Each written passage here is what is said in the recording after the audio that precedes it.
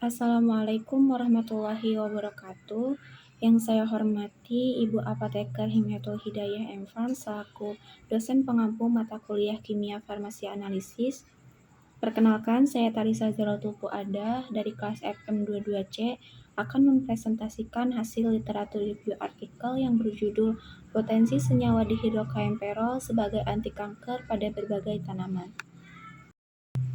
Terdapat beberapa pokok pembahasan pada presentasi kali ini, yaitu ada pendahuluan, yang kedua ada kandungan bioaktif dan mekanisme, yang ketiga ada hasil penelitian pada tanaman, dan yang keempat adalah kesimpulan. Pendahuluan. Flavonoid merupakan kelompok besar metabolit polifenol yang ditemukan secara luas di berbagai spesies tumbuhan. Flavonoid juga telah terbukti memiliki aktivitas anti kanker meskipun mekanisme molekuler yang mendasari efek tersebut belum sepenuhnya dipahami.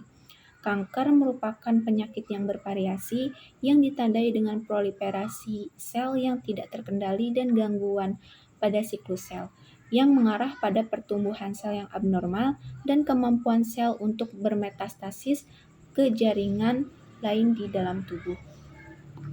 Dihidrokaempirol adalah senyawa flavonoid yang ditemukan dalam berbagai tanaman dan diketahui memiliki sejumlah manfaat kesehatan yang signifikan. Penelitian telah menunjukkan bahwa dihidrokaempirol dapat menghambat proliferasi sel kanker, memicu kematian sel atau apoptosis, serta melindungi sel normal dari kerusakan akibat stres oksidatif.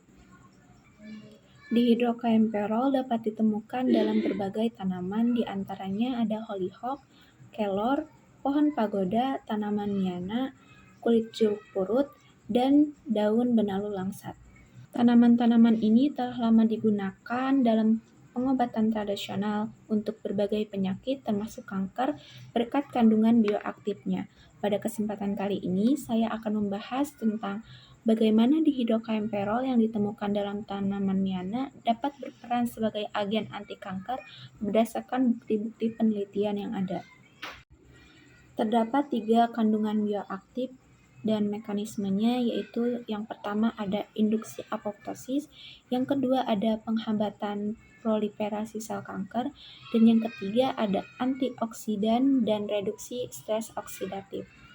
Berdasarkan penelitian yang telah dilakukan pada tanaman miana, yaitu daun miana mengandung berbagai metabolit sekunder yang bermanfaat termasuk sebagai zat antioksidan. Berbagai penelitian telah mengungkapkan bahwa manfaat dari tanaman ini atau manfaat dari tanaman miana yaitu memiliki kegunaan dalam menyembuhkan berbagai penyakit, termasuk sebagai antibakteri, anti malaria, dan anti kanker.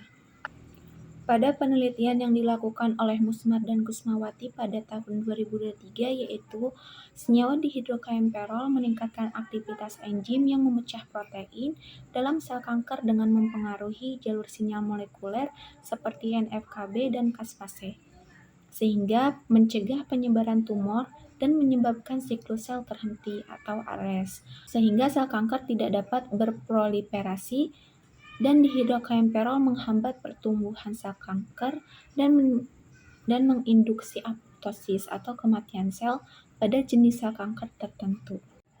Pada penelitian yang dilakukan oleh Daharganian dan kawan-kawan pada tahun 2010 menunjukkan bahwa penghambatan sel kanker karena adanya senyawa flavonoid yang terdapat pada ekstrak daun miana yang menyebabkan siklus arrest atau berhenti, sehingga sel tidak dapat berproliferasi. Pada penelitian yang dilakukan oleh Salimi pada tahun 2021, yaitu dilakukan penelitian pada sel kanker paru-paru A549 dengan menggunakan ekstrak etil asetat daun miana ungu, yaitu memiliki hambatan sebesar 23,76%, sedangkan pada sel kanker kolon WDR, ekstrak etil asetat daun miana ungu mempunyai aktivitas penghambatan sebesar 27,82%. Kesimpulan, dihidrokaempirol adalah senyawa flavonoid dengan potensi besar sebagai agen anti kanker. Senyawa ini bekerja melalui berbagai mekanisme, termasuk penghambatan proliferasi sel kanker, induksi apoptosis, dan perlindungan terhadap stres oksidatif.